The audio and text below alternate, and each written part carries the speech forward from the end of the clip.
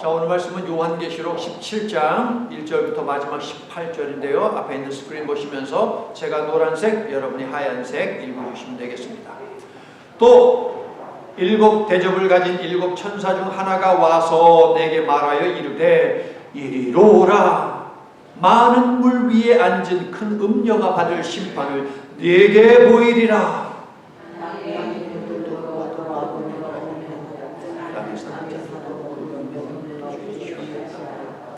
곧 성령으로 나를 데리고 광야로 가니라. 내가 보니 여자가 붉은 빛 짐승을 탔는데 그 짐승의 몸에 하나님을 모독하는 이름들이 가득하고 일곱 머리와 열 뿔이 있으며 그 여자는 자주빛과 붉은 빛 옷을 입고 금과 보석과 진주로 그 옷에 문자를 가졌는데 가지는 물과 그의 몸에 것들이 가득하더라.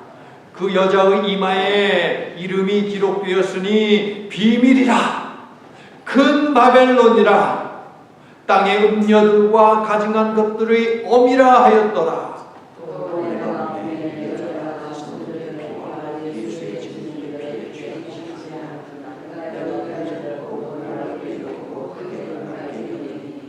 천사가 이르되 왜 놀랍게 여기느냐? 내가 여자와 그가 탄 일곱 머리와 열 뿔 가진 짐승의 비밀을 내게 이르리라. 14절 읽어주세요. 어린양은 만주해 주시고 만왕의 왕이시고 그들을 이기실 터이요 또 그와 함께 있는 자들 곧 부르심을 받고 택하심을 받은 진실한 자들로 이기리로다. 아멘. 요한계시록은요 총 4개의 환상을 보고 그 4개의 환상을 담아둔 책이 바로 요한계시록입니다. 요한은 각각의 환상을 이야기하면서 이 말로 시작을 하죠. 엔 푸뉴마티. 1장 10절과 4장 2절에서는 엔 푸뉴마티를 성령에 감동되어 라고 번역을 했고요. 오늘 본문 보시면 3절, 17장 3절, 그리고 마지막 네 번째 환상인 21장 10절을 보게 되면 엔 푸뉴마티를 성령으로 라고 번역을 해 두었습니다.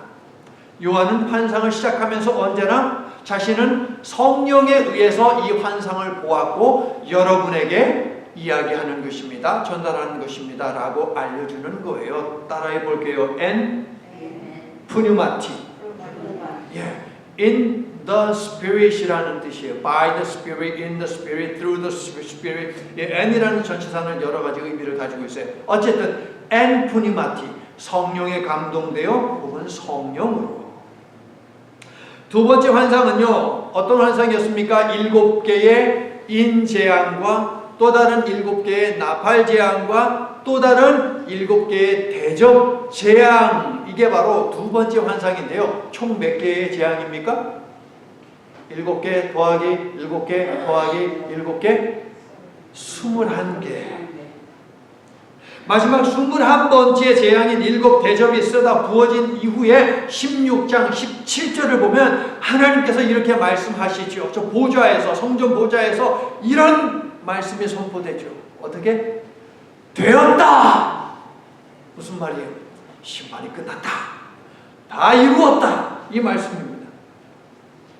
이어지는 세 번째 환상이 17장부터 20장은요 16장 19절에 있는 큰 성 바벨론이 무엇인지, 큰 성 바벨론이 어떻게 끝장나는지에 대해서 자세히 알려주는 것이 세 번째 환상 17장부터 20장에 있는 내용이다. 자, 오늘 말씀 1절을 보니까 세 번째 환상에 목적이 있습니다. 선명하게 목적이 나오죠. 1절 보니까 목적이 무엇입니까? 많은 물 위에 앉은 큰 음녀가 받을 심판. 야, 이거 시작부터 만만치 않은데요? 시작부터 이게 웬 상징적인 많은 물 위에 앉아? 큰 음녀? 아유, 벌써부터 시험에 드니까 성경 덮어야지. 자, 이러면 안 되시고, 여러분. 자, 5절과요 18절을 보면 큰 음녀는 무엇이냐? 5절 보니까 큰 바벨론이라고 나옵니다. 그렇죠? 또 18절 보니까 큰 성이 나와요. 그래서 큰 음녀는 무엇이냐? 큰 성 바벨론이다. 아이 모르겠다 하고서 성경 여러분 덮고 싶은 마음이 혹시라도 들더라도 그러면 안 돼요, 여러분. 왜냐하면은 여러분은요 이제 젖을 먹는 나이는 아니에요. 이제는 젖을 먹는 나이는 아니고 뭘 먹어야 돼요? 고린도전서 3장 2절 밥을 먹어야 돼요. 히브리서 5장 12절 단단한 음식도 먹어야 돼요, 여러분. 여러분 정도 신앙생활 했으면 이제 젖은 떼야 돼요, 여러분. 근데 계속해서 젖만 달라고 편안한 것만 그냥 귀에 그냥 맛있고 달달한 이것만 달라고 하면 안 된다라는 거예요. 동의하시죠, 여러분? 요한을 감동시킨 성령님이 엔푸뉴마티, 요한을 감동시킨 그 성령님이 우리도 감동시켜 주셔서 오늘 말씀도 잘 이해하게 도와주시고 오늘 말씀에 담으신 우리 개개인을 향한 하나님의 마음도 온전히 깨닫게 해 주실 줄로 믿습니다. 성령이 이 가운데, 동일한 성령님이 이 가운데 함께 하시니 우리도 요한처럼 깨달을 수 있다 하는 것이에요. 자, 큰 음녀는 큰 성 바벨론이다 라는 말씀을 드렸는데요. 바벨론이라고 하는 이 나라가 어디에서부터 시작되었느냐라는 것을 아는 것이 아주 중요해요. 바벨론이 어디에서부터 시작되었느냐라는 것을 알면 오늘 말씀의 한 70%는 우리가 이해를 하는 거예요. 그러니까 성경에 대한 여러분의 지식을 한번 총동원을 한번 해보세요, 여러분. 바벨이라는 말을 들어보셨습니까? 바벨, 그렇죠. 바벨 하니까 바벨탑이 저절로 나오네요. 그렇죠? 예, 바벨탑은 바벨이라는 도시에 있기 때문에 바벨탑이라고 부르는 것입니다. 바벨탑, 바벨입니다. 자, 그러면 이 바벨탑 이야기는, 바벨의 이야기는 어디에, 성경 어디에 있습니까? 성경 어디에? 창세기라고 답하셨죠, 여러분? 몇 장? 11장. 창세기 11장에 이 바벨에 관한 이야기가 있어요. 바벨론은요, 이 바벨이라는 도시에서부터 출몰을 하게 되는 나라가 되겠습니다. 이야기를 하나 해드리죠. 하나님께서 세상을 홍수로 심판하시면서도 노아와 그의 가족들은 방주에 태워서 생명을 보존해 주시죠. 그렇죠, 여러분? 홍수 심판을 끝내신 후에 하나님은 노아와 그의 가족들, 즉 생존한 모든 인류에게 아담과 하와에게 주셨던 생육하고 번성하고 땅에 충만하라 라고 하는 축복을 주십니다. 그렇죠? 그래서 인구가 막 기하급수적으로 막 늘어납니다. 노아와 그의 가족들부터 시작해서 막 늘어나기 시작해요. 그런데 하나님은 몇 안 되는 노아와 그의 가족들, 즉 생존한 그 모든 인류에게 생육하고 번성하고 축복하는 태초에 주셨던 그 명령을 주셨을 뿐만 아니라 그들과 언약을 맺으시되 영원한 언약을 맺어 주셨어요. 그러면서 하시는 말씀이 내가 다시는 홍수로 세상을 심판한다, 안 한다? 안 한다라고 하나님이 분명하게 약속을 해 주셨어요. 그리고 그것을 영원한 언약이라고 하시면서 그 증표로 무엇을 주셨어요? 무지개를 주셨어요. 잘 하셨어요, 여러분. 무지개를 주셨어요. 그런데 노아로부터 생육하고 번성하고 땅에 충만하기 시작한 이 인류가요, 바벨이라는 도시를 만듭니다. 바벨이라는 도시를 만들어요. 자, 창세기 11장 펴셨죠, 여러분? 창세기 11장 1절을 보세요. 창세기 11장 1절을 보니까 그들이 한 언어를 사용했습니다. 당연히 한 언어죠. 가족끼리 무슨 뭐 다른 언어 사용할 일은 없잖아요. 한 언어를 사용합니다. 그러니까 의사소통에 문제가 있어요, 없어요? 의사소통에 문제가 전혀 없어요. 자, 2절을 보니까 이들이 어디로 갑니까? 동방으로. 그런데 이건 아주 불길한 징조입니다. 동방으로 갔다라고 하는 것은 창세기에서 아주 불길한 거예요. 왜냐하면은 태초에 아담과 하와 그리고 가인이 하나님 앞에서 범죄한 다음에 향한 곳이 어디냐? 동방이에요. 하나님에게서 멀어지고 하나님에게서 떠나고 그래서 죄가 있는 곳으로 향했다라는 것을 상징적으로 이야기해 주는 것이 바로 동방으로 갔다. 그런데 노아와 그 남은 가족들, 그래서 번창하게 된 그 인류들이 동방으로 향해 갔다. 이거 불안한 거예요. 홍수 이후 하나님의 은혜로 다시 번성하고 충만하게 된 인류 역시 태초에 인간들이 범죄한 후 하나님을 떠나 하나님 없는 삶을 추구하며 향한 죄가 있는 것을 상징하는 동방으로 갑니다. 그리고 시날평지 2절에 있죠. 시날평지. 여기가 어디냐? 티그리스강과 유프라데스강 사이에 있는 평지, 여기가 시날평지인데요. 여기에 도시를 만듭니다. 8절 9절을 보니까 이 도시의 이름이 어떻게 나옵니까? 9절 보니까 도시의 이름이 바벨. 수천 년이 지난 후에 바로 이곳, 즉 하나님을 떠나서 세우다가 완공하지 못한 도시 바벨에서 바벨론이라고 하는 나라가 나온다. 창세기 11장 3절을 읽어주세요.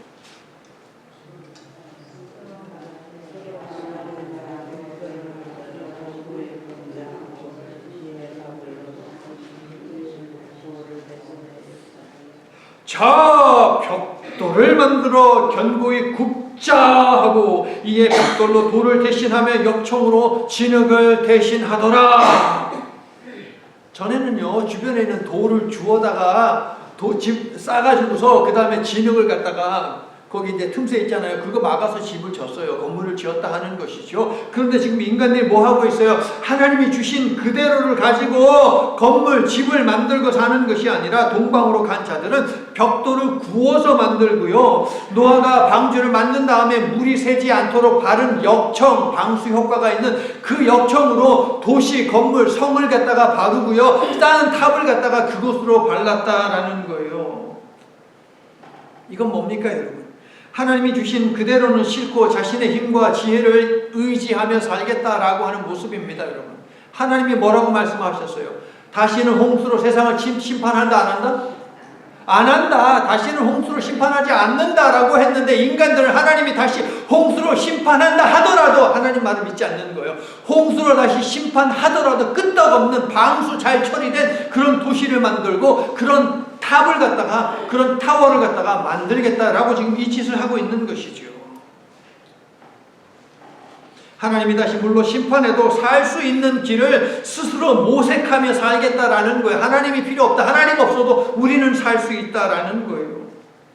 그들의 인생에서 하나님을 없애려고 하는 이 일에 모두가 한 마음 한 뜻을 품었다. 4절을 읽어주세요.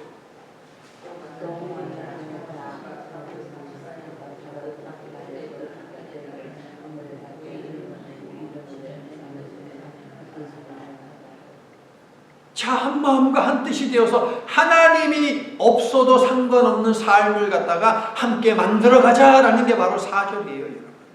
하나님이 홍수로 심판을 하지 않는다 했지만 우리는 그 말 믿을 수 없고, 하나님이 비를 주관하는지 우리는 그거 믿지 않으니까, 뭐 보면은 뭐 비가 많이 오기도 하니까 우리 스스로 우리를 보호하면서 살겠다. 자, 정리를 해드릴게요. 집중하세요. 하나님의 말씀을 믿지 않고 하나님이 주신 영원한 언약을 버리고 하나님을 떠나 하나님 없이 살려고 하는 집단, 이것이 바로 바벨이라는 도시고 바벨론이라는 나라예요, 여러분. 하나님 필요 없다. 하나님 없이 살겠다. 이게 바벨이고 바벨론이에요. 큰성 바벨론은 이미 16장 19절에 등장하여 하나님의 진노로 망할 성이다라는 것을 이미 밝혀주셨어요. 그런데 17장부터 20장에 담긴 세 번째 환상을 통해서 이 내용을 구체적으로 자세하게 알려주고 계신다. 자, 읽어주세요. 다시 믿습니까? 이 이야기를 하고 있는 거예요. 17장. 하나님 필요 없다. 하나님 떠나서 살겠다. 이게 바벨론이에요. 이게 큰 음녀라고요, 여러분. 이게 바로. 그런데 그런 자들은 반드시 결국 망한다. 이게 17장이에요, 여러분. 많이 힘든 표현들이 있지만 핵심은 이거. 음녀는 하나님이라는 이름을 세상에서 지우려 하는 이 죄악된 집단 바벨론을 의인화, 즉 사람으로 표현한 것이에요. 이해하시겠어요? 음녀는 바로 이 바벨론이라는 나라 도시를 갖다가 사람으로 의인화시켜서 표현한 것이 바로 음녀라는 것이라고요. 자, 5절을 보세요. 음녀의 이마에 이름이 기록되어 있으니 비밀이야. 근데 그건 비밀이야. 근데 그 비밀을 천사가 알려줘요. 뭐라고? 비밀이 뭐예요? 큰 바벨론이라 땅의 음녀들과 가증한 것들이라 라고 되어 있어요. 이게 여러분 그리스 성경을 보면 흔하지 않은 일인데 전부 다 대문자로 되어 있어요. 전부 다 대문자로 되어 있어서 아주 강조를 하고 있어요. 비밀을 알려줄게. 음녀의 정체가 무엇이냐 하면은 큰 바벨론이야. 그런데 그 음녀가 누구냐? 땅의 음녀들과 가증한 것들의 어미다라고 이야기해요. 자, 음녀. 음녀는 뭐 하는 사람입니까? 쾌락과 돈을 위해서 성을 파는 여자이죠. 2절을 보세요. 큰 음녀가 하는 일은 음행이라고 합니다. 음행. 포르네이아라는 단어인데 여기서 포르노라는 단어가 나오는 거예요. 여기에서. 자기도 음란한 일을 하고 다른 사람도 음란한 일을 하게 만드는 것이 바로 음녀의 목적이더라. 그럼 성경에서 음행은 무엇이냐? 성적인 것이냐? 아니죠. 성경에서 이야기하는 음행은 궁극적으로 뭐예요? 우상숭배, 우상숭배. 음녀는 우리로 하여금 무엇을 하게 한다? 예수 그리스도가 우리의 신랑인데 그 신랑을 두고 딴짓하게 한다. 다른 신들에게 가게 만든다. 그게 음녀다. 우상숭배하게 만든다. 우상이 뭐예요? 뭐 절에만 있는 것입니까? 이슬람 교도들이 모이는 곳에 가면 거기에만 있는 것입니까? 아니지요, 여러분. 이 세상에서 가장 무시무시한 우상은 무엇입니까? 나를 드러내고 내가 편안한 거 추구하고 하나님은 없고. 큰 음녀가 어디에 앉아 있어요, 여러분? 큰 음녀가 어디에 앉아 있어요? 제 성경에만 있어요. 1절. 어디에 앉아 있어요? 많은 물. 자, 15절이 감사하게도 많은 물이 무슨 의미인지 설명을 해주죠. 음녀가 앉아 있는 물은 뭐래요? 15절. 백성과 무리와 열국과 방언들. 좀 더 우리를 꼬이게 만드는 것 같아요. 더 어려운 것 같아요. 큰 물은 백성과 무리와 열국과 방언들이 이게 물이래요. 큰 음녀인 바벨론은 백성과 무리와 열국과 방언들, 다시 이야기하면 좀 더 쉽게 이야기하면 온 세상과 그리고 온 세상이 가진 가치관을 통해 사람들로 하여금 하나님에게서 멀어지게 하는 존재더라. 큰 물 위에 앉았는데 그 물은 무엇이냐? 온 세상이고 온 세상이 믿음의 사람들, 믿지 않는 사람들에게 막 주고 있는 세상적 가치관, 이게 바로 큰 물이에요. 여러분. 많은 물이에요. 이것이 음행이고 성경은 음행을 뭐라고 한다? 우상숭배라고 한다. 큰 음녀인 바벨론은 우상숭배를 통해 사람들을 하나님에게서 떼내어 망하게 하는 사탄의 도구더라. 이 세상에 사탄의 도구가 하나예요, 10개예요, 100개예요? 셀 수 없어요. 셀 수 없이 많아요. 하나님에게서 우리를 멀어지게 하는 사탄의 도구는 셀 수 없이 많아요. 그래서 많은 물이에요. 많은 물. 음녀는 물 위에 앉아 있는데, 여러분 역사적으로 볼 때 문명은 이것을 끼고 발전합니다. 문명은 이것을 끼고 발전해요. 이것이 뭐예요? 강을 끼고 발전해요. 그래서 4대 문명이라고 해서 4대 문명이 무엇입니까? 메소포타미아 문명, 이집트 문명, 인더스 문명, 그 다음에 황하 문명이라고 이야기하죠. 이 문명이 전부 다 강을 끼고서 발전하는 거예요. 메소포타미아 문명, 티그리스 강과 유프라데스 강을 두고 있어요. 그래서 문명이 발전해요. 황하 문명, 중국 문명이죠. 중국의 황하 강을 중심으로, 이집트는 나일강을 중심으로 하는 것이죠. 인더스 문명은 인도의 강 아닙니까? 겐지스 강, 인더스 강. 그걸 발전하는 거예요. 그러니까는 음녀가 물 위에 앉아 있다라고 하는 건 뭡니까? 음녀의 세력이 광범위한 세계로 흘러 퍼져나간다라는 의미예요. 음녀가 정치, 경제, 사상, 문화 등 모든 영역에서 세계를 지배하고 있다는 거예요. 이거 틀림없습니다. 틀림없어요. 음녀는 오늘날 이 세상 속에 정치, 경제, 사회, 문화, 종교, 도덕, 가치, 이 모든 것들 있잖아요. 이 모든 것들을 통해서 역사하고 있어요. 그런데 말씀을 준비하면서 그러면 오늘 이 시대에 특별한 그 많은 물에 해당하는 것은 무엇인가라고 고민을 해보니까 아주 답이 간단하게 나옵니다. 그것이 무엇입니까? 세상은 뭐 제3의 물결, 제3의 물결, 제4의 물결 하죠. 오늘날의 무시무시한 물결이 뭔지 아십니까, 여러분? 인터넷이라고 하는 물결이에요, 여러분. 보이지 않는 그 물결을 통하여서 사람을 타락하게 만드는 이 음료의 힘, 오늘 시대를 살고 있는 그리스도인들이 명백하게 기억을 해야 하는 부분이에요, 여러분. 큰 음녀 바벨론은 하나님을 대적하는 체제와 문명을 구축하여 전 세계를 지배해 가고 있습니다. 이것이 바로 많은 물 위에 앉아있는 음녀의 모습이에요. 자, 2절을 보세요. 땅의 임금들도, 땅에 사는 자들도 음녀가 겁낸 거대하고 화려하고 강해 보이는 포도주를 마시고 취해 있습니다. 4절 보니까 이 포도주가 어디에 담겨 있어요? 4절 포도주가 어디에 담겨 있어요? 금잔. 누군가 금잔을 딱 들고 있으면 눈에 띄어요, 안 띄어요? 눈에 띄지요. 저거 나도 하나 가지고 있고 싶다 라는 생각 들지 않겠습니까, 여러분? 자, 금잔 안에는 가증한 물건과 그의 음행에 더러운 것들이 가득 차 있습니다. 온 세상, 온 백성이 이것을 마시고 취해 있어요, 여러분.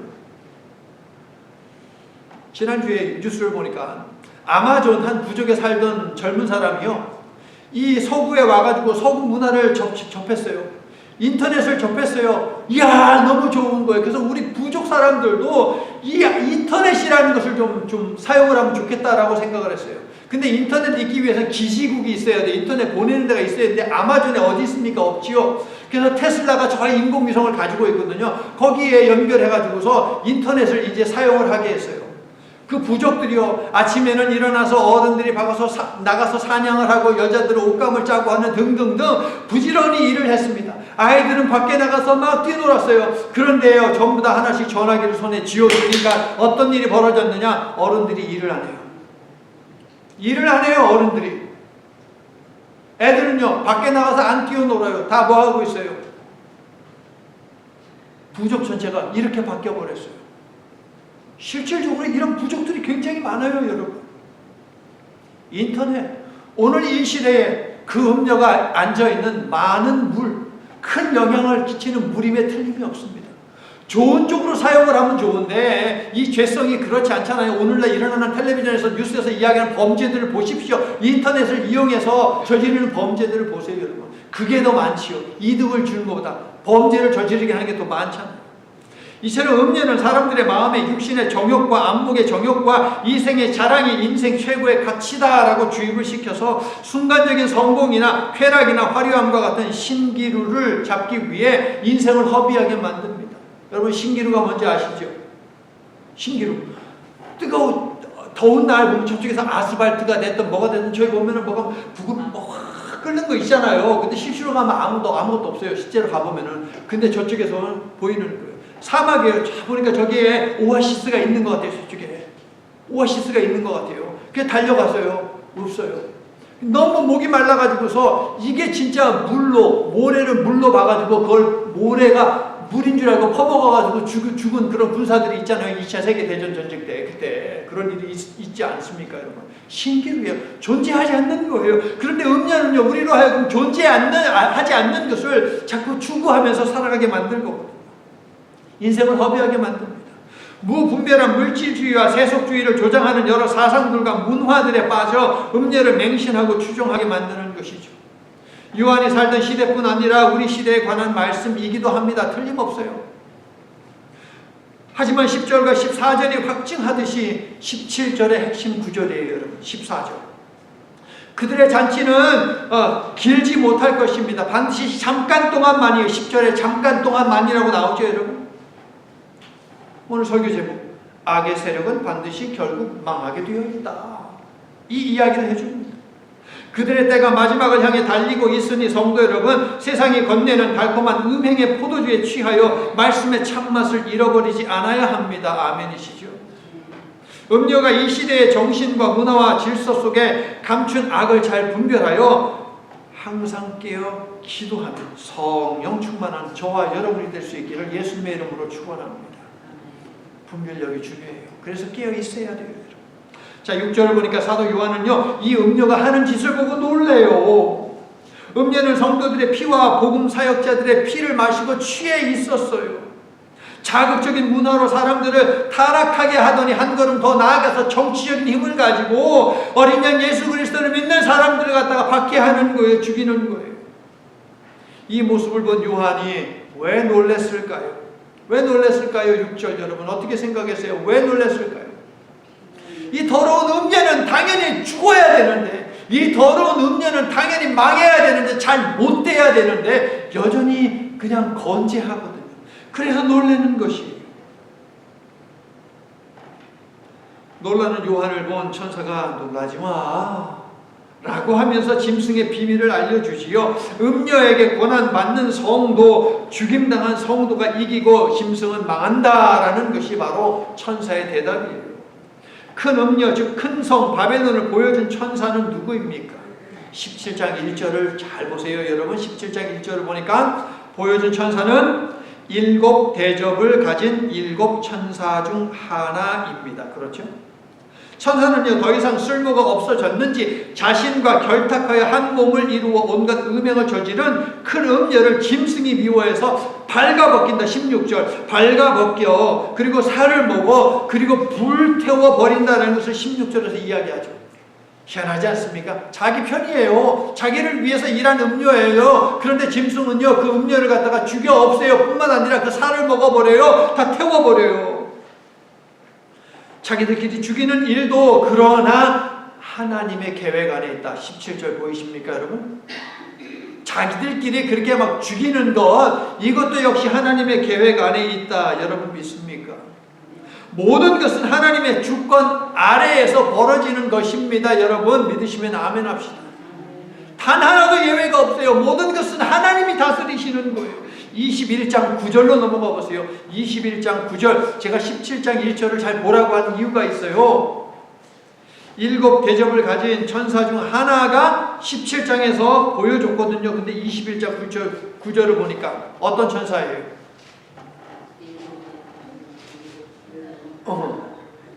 같은 천사예요.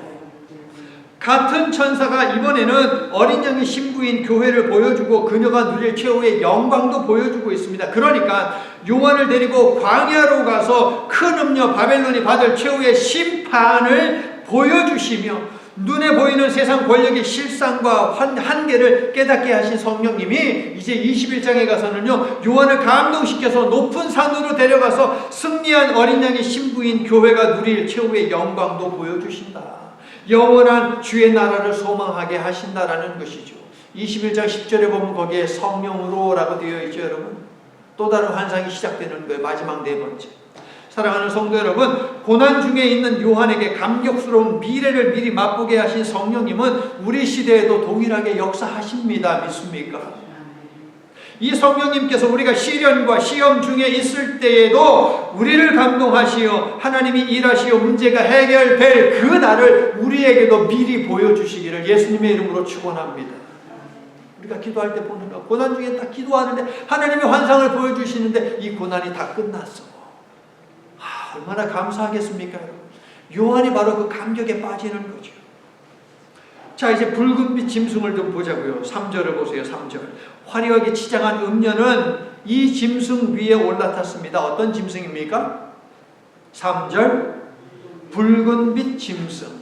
자, 올라탔다라고 하는 건 무엇입니까? 붉은빛 짐승과 결탁해서 한 몸을 이루었다라는 의미예요.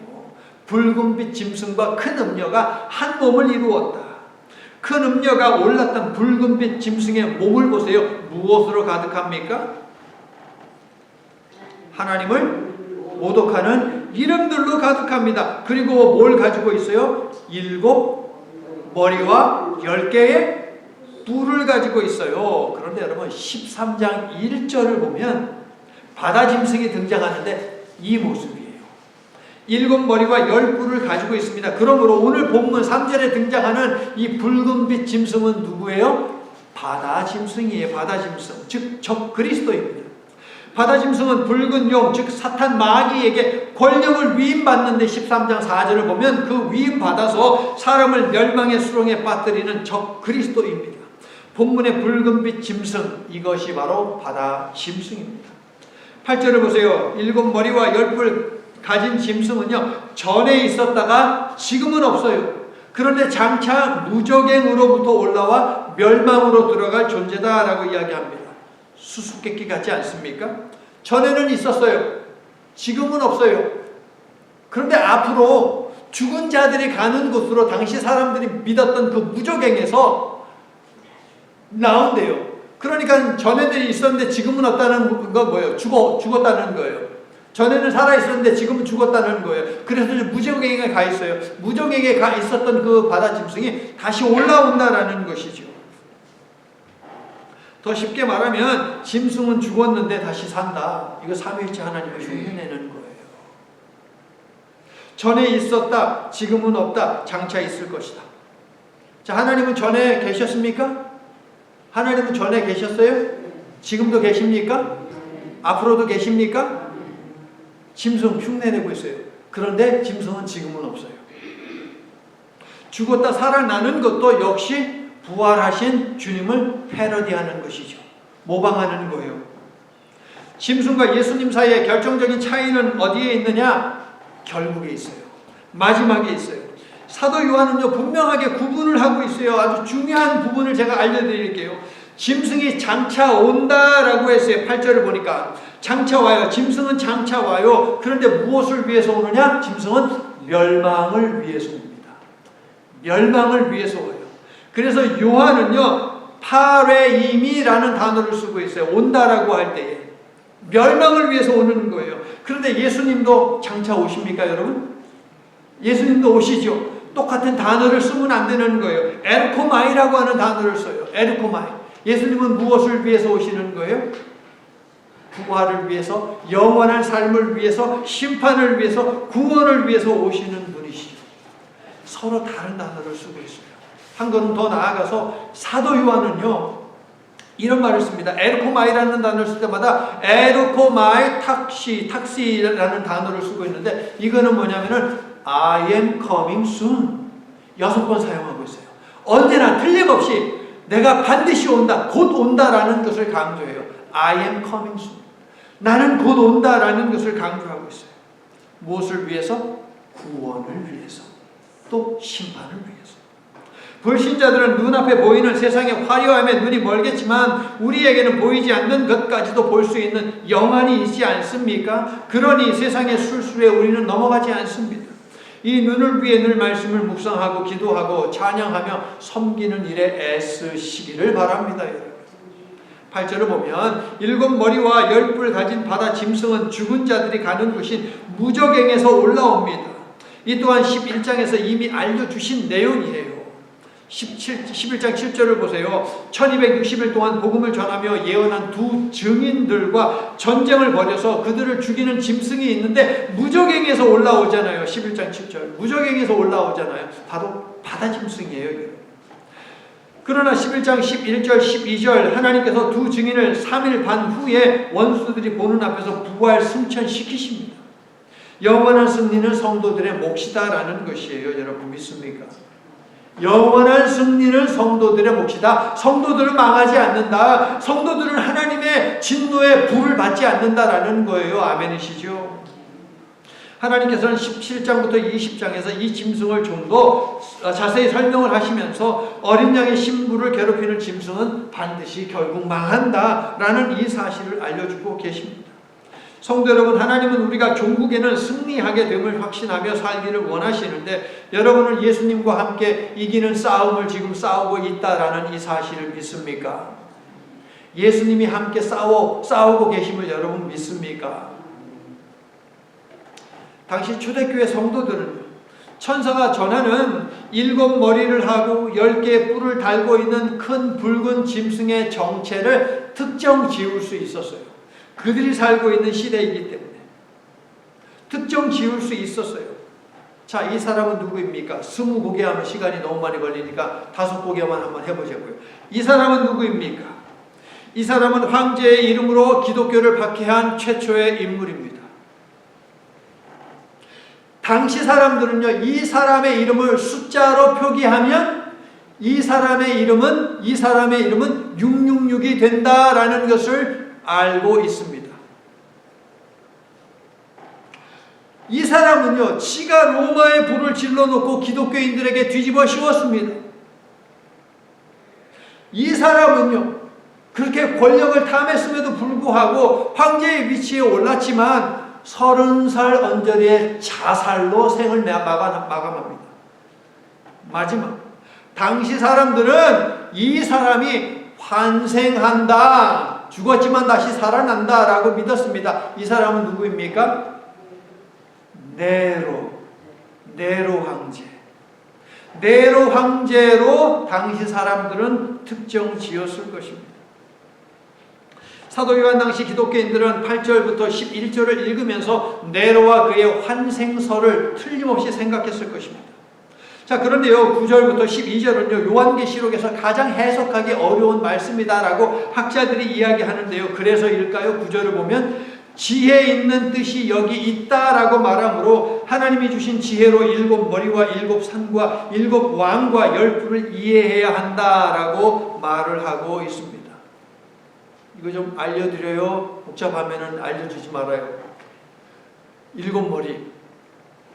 자, 7머리는요, 7산은요, 이거 로마를 지칭하는 거예요. 왜냐하면 당시 로마는요, 기원전 773년인가 그때에 이 세 개의 산 위에다 세워진 도시가 바로 로마라고 하는 도시고 나라였거든요, 여러분.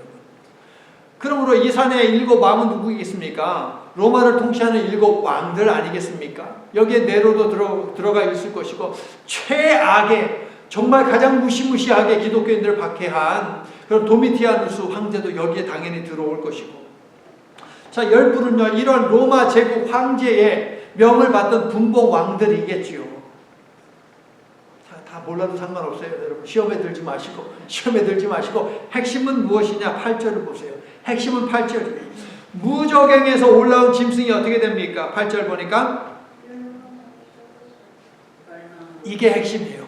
무적행으로 들어간다. 악의 세력은 망한다. 부활을 흉내내어 사람들의 마음을 훔치지만 악의 세력은 반드시 망한다. 설교 제목 읽어주세요. 악의 세력은 반드시 결국 망한다. 믿습니까? 이게 핵심이에요. 이것만 여러분 머리에 꼭 쏙 담아두세요. 용과 용의 하수인 바다 괴물과 바다 괴물의 하수인 육지 괴물에 관한 소개를 시작하면서 천사는 용이 싸움에서 이미 패배했다, 땅에 떨어져 버렸다, 하늘에서 쫓겨났다라는 것을 11장에서 알려줬어요. 그런데 하루 강아지 범 무서운 줄 모른다고 6째 대접이 부어질 때에 용과 그의 하수인들이 천하의 왕들을 갖다가 아마겟돈으로 불러 모으지 않았습니까, 여러분? 뭐 하려고? 어린 양과 싸우려고. 보나마나한 전쟁이죠. 보나마나한 전쟁이에요. 그런데 똘똘 뭉쳐서 어린 양과 함께 싸우려고 했다. 이게 13절, 14절이에요. 전쟁의 결과를 미리 알려주는 14절은요, 어린 양의 승리를 예고하고 선포하면서 이어서 성도의 승리도 예고하죠. 이게 17장의 핵심 구절입니다. 17장의 핵심 구절이에요. 자, 읽어주세요. 14절.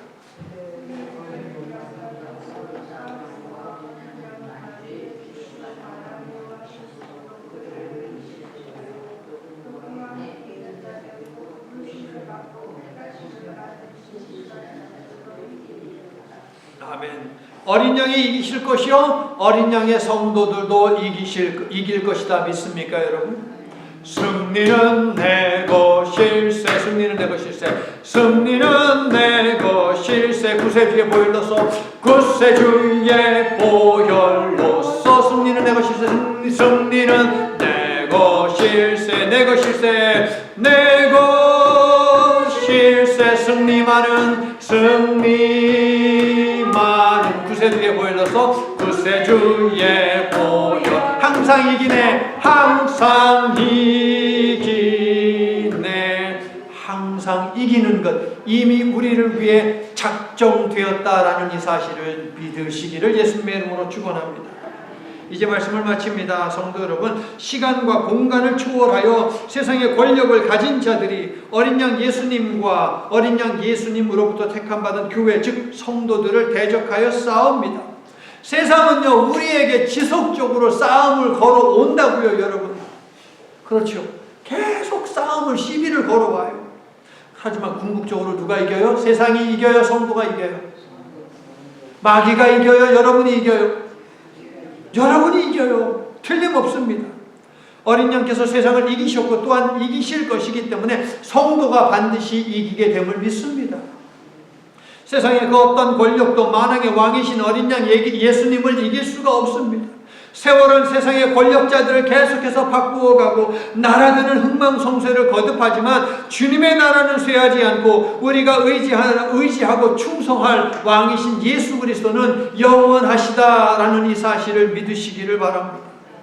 이 믿음을 가진 백성을 지키시고 새롭게 빚어가시는 하나님의 생명책에 기록된 여러분의 이름을 끝까지 잘 지켜나가시기를, 그래서 승리의 면류관을 모두 다 받아 쓰시기를 예수 그리스도의 이름으로 간절히 축원합니다. 악의 세력은 반드시 결국 망하고 우리는 반드시 회복되고 구원됨을 믿으시기를 다시 한번 예수님의 이름으로 간절히 축원합니다. 아멘. 생사 화복을 주관하시는 만유의 주 되신 하나님, 오늘은 음녀처럼 활동하며 사람들을 크게 미혹시킨 큰 성 바벨론, 즉 하나님을 대적하는 정치, 경제, 사상, 문화, 종교 등 세상의 모든 시스템은 폭망하고 이 시스템으로 사람들을 하나님에게서 멀어지게 하는 짐승, 즉 때로는 화려한 매력으로 인간의 눈을 사로잡고 때로는 무섭게 결박하는 권세 잡은 자들도 반드시 결국 망한다는 사실을 말씀을 통해서 확인시켜 주셨습니다. 큰 성 바벨론이 비록 화려하고 풍성하여 눈에 보기에 좋고 탐스러운 외형을 가지고 있지만 주님, 그 내부는 깊은 절망과 내적인 공허 그리고 거짓된 웃음만이 난무함을 언제나 우리는 기억하고, 바벨론의 화려한 외형은 허상이고 바벨론의 헛된 내면이 실상이다라는 것을 명심하며 살아갈 수 있도록 주님 도와주시옵소서. 그리하여 바벨론 세상에 우리의 마음도 눈길도 주지 않고 오직 하나님만을 진심으로 신뢰하고 의지하고 사랑하는 저희가 되도록 주님 붙들어 주시옵소서. 전능하신 하나님, 그 어느 누구도 자기 백성을 지키시고 새롭게 빚어가시는 하나님의 지혜를 이해할 수 없고 하나님의 구원과 심판의 결심을 꺾지 못함을 저희는 믿습니다. 저희가 바로 그러한 주님을 섬기고 있음을 기억하고 감사하며 주님만을 변함없이 예배하며 섬기도록 우리를 도와주시옵소서. 간절히 소원할 때에 예수 그리스도의 이름을 의지하여 기도드립니다. 아멘. 이제는 우리를 위해 전에도 계셨고 이제도 계시며 앞으로도 계실 영원하신 하나님의 사랑과 우리를 전에도 사랑하셨고 지금도 사랑하시며 앞으로도 변함없이 사랑하실 예수님의 은혜와 세상이 창조되기 전 혼돈의 물 위를 운행하셨고 미쳐 날뛰는 지금의 세상 위에도 운행하고 계시며 하나님이 심판하시는 그날에도 우주와 온 땅에 운행하고 계실 성령님의 지혜가 심판의 날 구원받을 것을 믿고 또한 사모하면서 하나님이 허락하신 각자의 삶의 자리로 흩어지는 믿음의 백성들 위해 삶 속에 있는 수많은 내용들을 대하는 저들의 생각과 감정 그리고 언어 위에 또한 그 내용들의 믿음으로 반응하는 저들의 행동 위에 이제로부터 영원토록 함께해 주시옵기를 간절히 축원하옵나이다. 아멘.